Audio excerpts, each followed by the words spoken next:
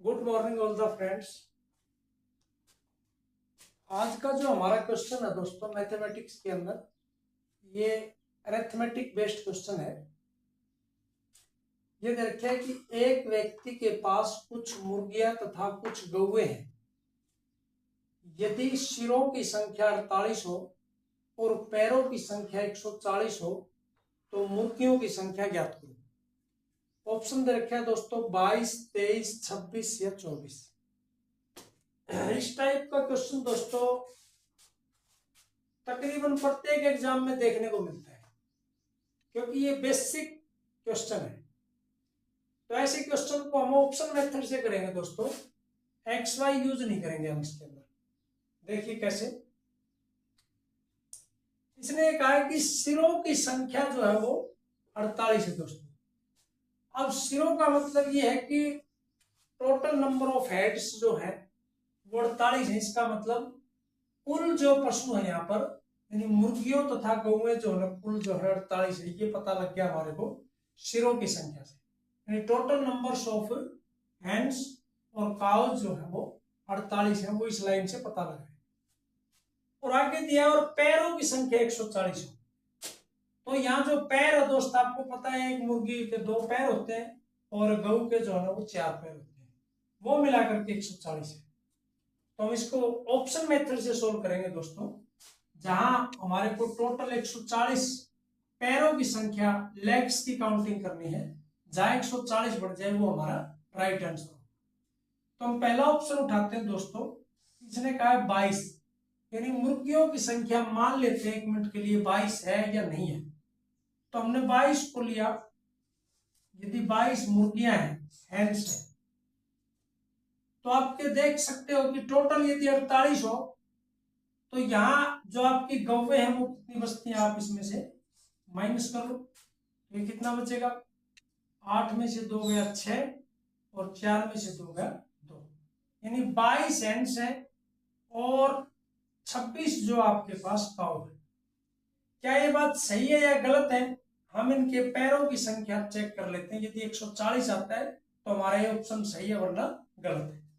चलिए, एक मुर्गी को यदि 2 पैर होते हैं तो 22 को कितने पैर हो जाएंगे, 22 गुणा में 2 दोस्ती आ जाएगा तुम्हारे पास 44, और 26 को दोस्तों 4 से कर दो, क्योंकि एक गऊ के 4 पैर होते हैं तो 26 गाय है तो कितने पैर हो जाएंगे, 4 6 24, 2 बचता है और 4 दूनी 8 और 2 10।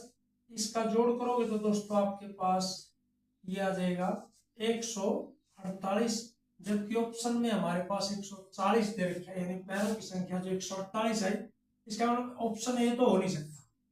अब हम बी पे जाएंगे। ये समझाने में समय लग सकता है दोस्तों, आप यदि खुद निकाल के देखोगे तब आप स्पीड से कर सकते हैं इसको। अब हम मान लेते हैं कि 23 मान लेते हैं मुर्गियों की संख्या, यदि 23 हो, मुर्गियां जो है यहाँ 23 हो, यानी इसको हैंड्स कह सकते हो आप। 23 यदि मुर्गियां है तो दोस्तों गौएं कितनी बचेंगी, वो हम 48 में से माइनस कर लेंगे दोस्तों। ये 8 में से 3 गया 5 बचता है, 4 में से 2 गया 2 बचता है। यह आ गया आपके पास काउ। अब हम फिर जैसे यहाँ पैर चेक किए थे हम वापिस यहाँ भी पैर ऐसे ही चेक करेंगे। इसको आप 2 से मल्टीप्लाई कर दो और इसको आप 4 से मल्टीप्लाई कर दो, तो आप देख पाओगे 23 दूनी 46 और 25 गुणा में 4 25 चौके 100। तो आपने देखा ये आ गया आपके पास 146, जो कि पैरों की संख्या टोटल कितनी है 140। इसका मतलब हमारा बी ऑप्शन भी नहीं हो सकता। अब हम जाएंगे सी ऑप्शन पे दोस्तों। सी ऑप्शन में भी यदि हमारे पास हैंड्स यानी मुर्गियां जो है यदि 26 हो तो काउ कितनी बचेंगी, इसको दोस्तों आप 48 से माइनस कर लो, क्योंकि जो टोटल सिर है दे रखे हैं यानी हेड्स है, इसका मतलब ये है कि मुर्गियां और गौओं की कुल संख्या 48 है।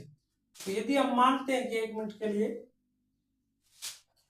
26 ऑप्शन, हम सी ऑप्शन पे चेक करेंगे। यदि 26 यहाँ पर मुर्गियां हो तो आपके पास गाय कितनी बचेंगी, आप इसमें से माइनस करो। ये बच जाएगा 8 में से 6 गए दोस्तों 2 और 4 में से 2 गए 2। अब इसको हम करेंगे 2 से गुणा, 26 दूनी 52 और इसको हम करेंगे 4 से गुणा दोस्तों, 22 चौके 88 और 8 और 2 10, 8 और 5 13 और 1 14। तो कितना आ गया हमारे पास 140, और जो कि पैरों की संख्या इसने भी 140 ही दे रखी है।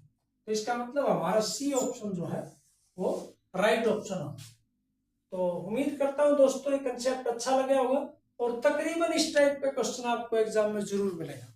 और आप यदि ऑप्शन से करोगे और कैलकुलेशन आपकी फास्ट है तो इसमें बहुत कम समय लगेगा। करवाने के लिए इसको हम एक्स और वाई का भी इस्तेमाल करके कर सकते हैं, लेकिन उसमें समय ज्यादा लगता है।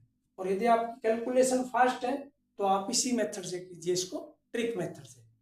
तो उम्मीद करता हूं दोस्तों ये कंसेप्ट अच्छा लगा होगा, और यदि दोस्तों आपको अच्छा लगे तो लाइक शेयर सब्सक्राइब जरूर करें। और शाम को दोस्तों हमारे 9 बजे लाइव क्लास लेते हैं हम, तो दोस्तों उसके अंदर आप जरूर पहुंचो। जो भी कोई भी कैंडिडेट कंपटीशन एग्जाम की तैयारी करता है तो उसमें हम जो है ना अलग अलग तरीके से क्वेश्चन को करेंगे और अलग अलग टाइप्स पढ़ेंगे। तो ओके दोस्तों, जय हिंद जय भारत।